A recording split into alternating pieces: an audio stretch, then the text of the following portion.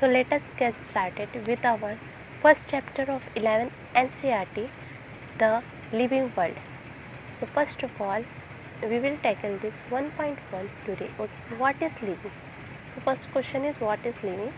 Growth, reproduction, ability to sense environment are unique features of living organism. Metabolism. Metabolism का मतलब होता है catabolism plus anabolism. Catabolism यानी कि ब्रेक डाउन, एनाबॉलिज्म मतलब कि फॉर्मेशन, सेल्फ रेप्लिकेशन यानी कि खुद का रेप्लिका बनाना, सेल्फ ऑर्गेनाइजेशन खुद को ऑर्गेनाइज करना और इंटरेक्ट करना. ये सब कैरेक्टरिस्टिक्स किसके हैं? लिविंग बींग्स के. तो ग्रोथ से हम लोग स्टार्ट करते हैं. तो ग्रोथ का मतलब क्या है पहले ये एक्सप्लेन किया गया है. तो ग्रोथ को सबसे पहले कहा गया है कि ट्विन कैरेक्टरिस्टिक्स है वो नंबर इंक्रीज होने के और मास इंक्रीज होने के. जहाँ भी नंबर इंक्रीज हो रहे हैं, मास इंक्रीज हो रहा है, उसको बोलेंगे हम लोग ग्रोथ. ट्विन कैरेक्टरिस्टिक्स इसलिए कहा गया है क्योंकि नंबर और मास एक साथ इंक्रीज होते हैं. So cell division is the way by increasing the cell number. तो सेल डिवीजन से ही सेल नंबर इंक्रीज होता है. यानी 1 से 2 बनते हैं, 2 से डिवाइड होकर 3 बनते हैं, 3 से डिवाइड होकर 4 बनते हैं. ऐसे करके सेल बढ़ते हैं. माइटोसिस में डबल कॉपी फॉर्मेशन होती है, जैसे कि आपको पता है. Growth is definite in animals and indefinite in plants. क्या कहा गया है कि ग्रोथ के बारे में बात कर रहे हैं ना हम लोग. तो ग्रोथ जो है एनिमल्स में एक हद तक होती है, लेकिन प्लांट्स में लाइफ टाइम होती है, इसलिए उनको कहा गया है इनडेफिनेट. यानी कि एक टाइम तक ग्रोथ को बोलते हैं डेफिनेट और अनलिमिटेड ग्रोथ को बोलते हैं, लाइफ टाइम ग्रोथ को indefinite. All organism are unicellular और multicellular grow by cell division. चाहे एक सेल से बना हो कोई ऑर्गेनिज्म, चाहे बहुत सारे सेलों से बना हो, वो ग्रो कैसे होगा? सेल डिवीजन से ही ग्रो होगा.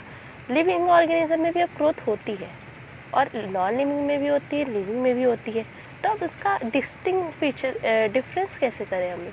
तो इसका डिफरेंस बताया गया है कि जो नॉन लिविंग में ग्रोथ होती है वो एक्सटर्नली बाहरी तौर से होती है, और जो लिविंग में होती है वो इनसाइड से होती है.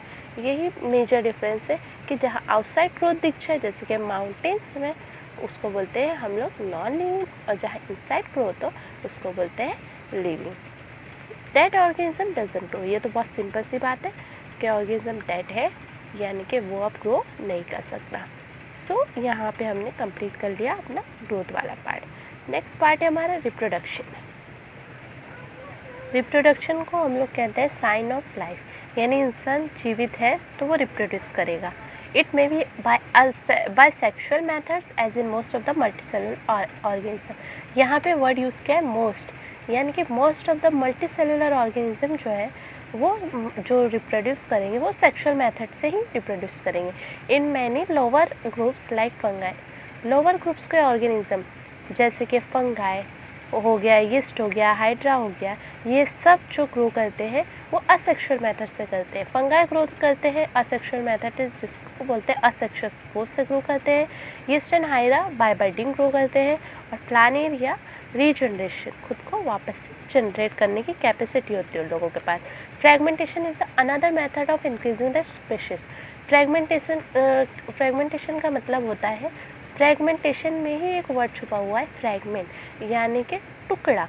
तो खुद को डिवाइड करना पीसेस में, उसी को बोलते हैं फ्रेगमेंटेशन. कुछ ऑर्गेनिज्म ऐसे होते हैं जो कभी रिप्रोड्यूस नहीं करते, जैसे फॉर एग्जांपल म्यूस हो गया, स्टेराइल वर्कल बीज हो गया, इनफर्टाइल कपल्स हो गए. तो क्या हम लोग बोलेंगे कि ये नॉन लिविंग है? नहीं, ऐसे नहीं बोल सकते.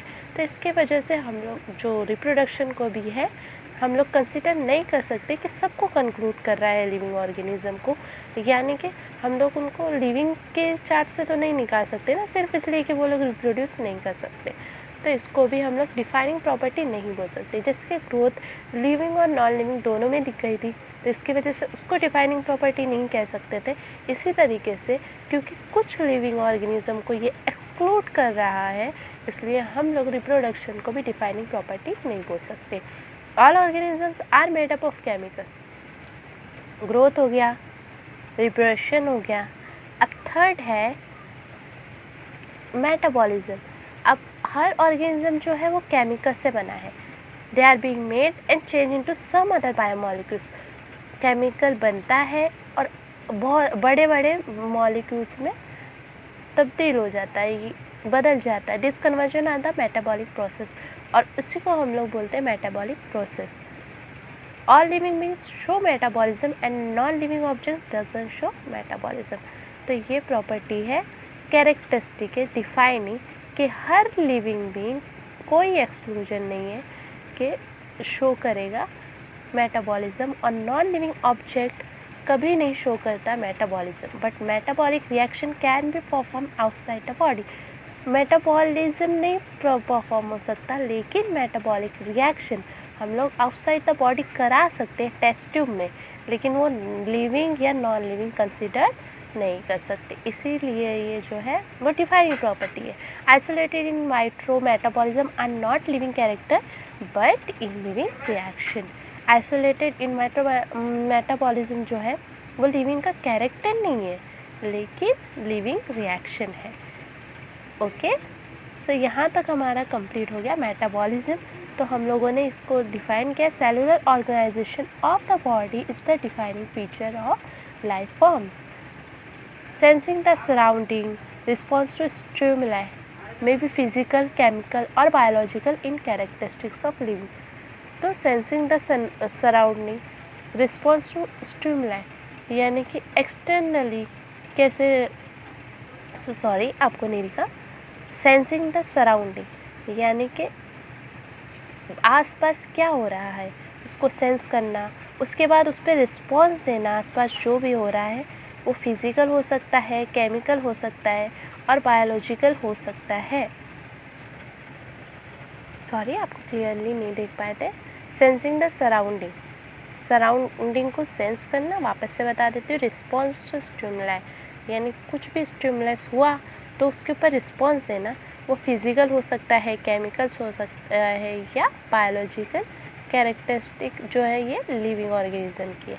Okay, so we should reach to next thing. Animals reacts with the help of special sense organs which may be very simple और कॉम्प्लेक्स। एनिमल्स जो होते हैं वो स्पेशल सेंस ऑर्गन्स के वजह से की मदद से रिएक्ट करते हैं। वो सिंपल भी हो सकता है और कॉम्प्लेक्स भी हो सकता है। Human beings are the only organism has self consciousness and all others have consciousness.